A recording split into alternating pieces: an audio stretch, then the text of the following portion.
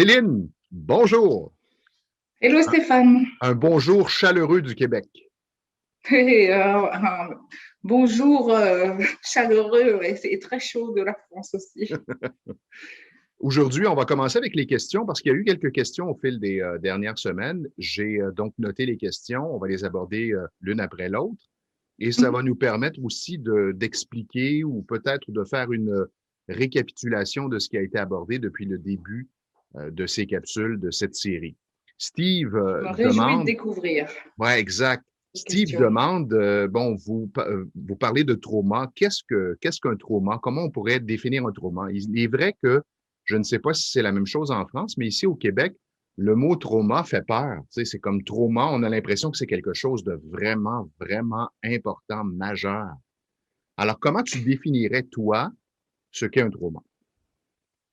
Je suis totalement d'accord. C'est vrai que le mot traumatisme, il fait un petit peu peur parce qu'on associe le traumatisme à quelque chose de grave, d'agression, d'actes de terrorisme, de Oui, guerre.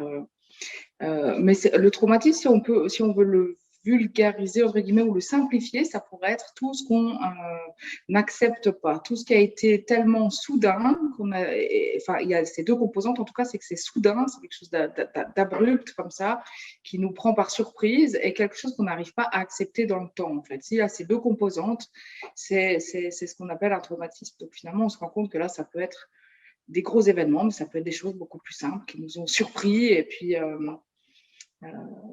quelqu'un même qui nous quitte du jour au lendemain, on n'avait pas prévu, enfin on s'y attendait pas.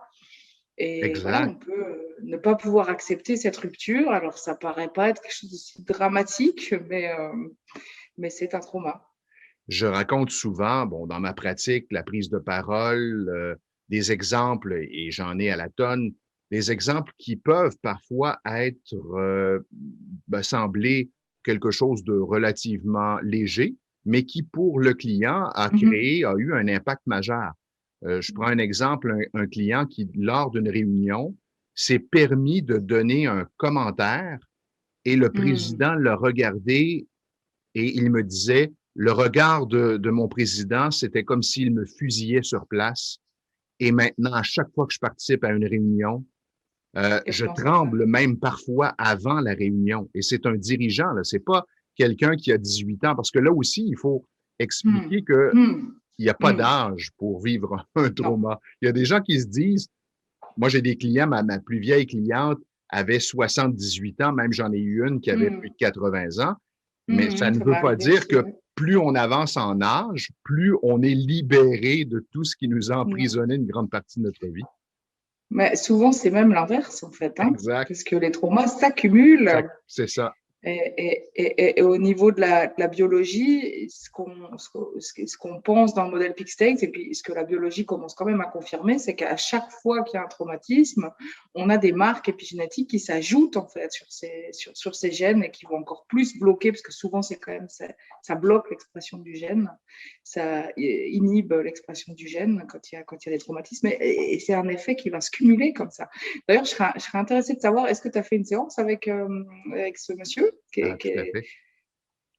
Ah, tout à et fait. où est-ce que vous avez atterri quand vous êtes allé chercher le traumatisme Ben, en fait, justement, avant dessus? de répondre à ta question, il faudrait rappeler que on peut à peu près régler 70 des problèmes des gens. 70 des problèmes sont ce qu'on appelle des traumatismes simples selon Mhm. la définition de l'Institut, donc biographique, générationnel ou association corporelle. Et dans son cas, c'était un trauma générationnel. D'accord. Et ça nous a pris une séance et il était sceptique. Alors, après une séance, Mhm. et ça va répondre à la question de Chantal qui nous demandait combien de séances ça peut prendre. Ça dépend, mais dans ce cas présent, ça a pris une séance. La personne était très sceptique. Elle me Mhm. disait, parce qu'on va toujours chercher un événement. Dans son cas, c'était clair, l'événement. Et sur une échelle de 0 à 10, il était à 9 en intensité. Et après avoir fait le nettoyage, il était à 0 dans un état de calme, de Mhm. légèreté. Donc, on sait que le processus est terminé. Et là, il était sceptique. Mhm. Il était en train de me dire que je ne vivrai plus ça dans les réunions. Je lui dis, écoute, Mais vis ça, c'est fou. ouais, vis l'expérience, on en reparle la semaine suivante, Il a eu 2 réunions dans la semaine suivante, il me dit, c'est incroyable. Il dit, je me sens mieux qu'avant. Ben oui, c'est sûr, c'était un trauma générationnel, donc quelque chose que Donc, tu c'était portais. déjà présent avant Et le voilà, fameux regard du directeur. voilà, exactement. Alors, c'est fascinant Et de vivre ces expériences. c'est vrai que quand on veut travailler sur quelque chose de précis, comme là, dans ce dont tu parles, voilà, il y a eu un événement précis avec un ressenti précis. Alors, c'est vrai qu'en général, c'est très rapide hein, en une séance.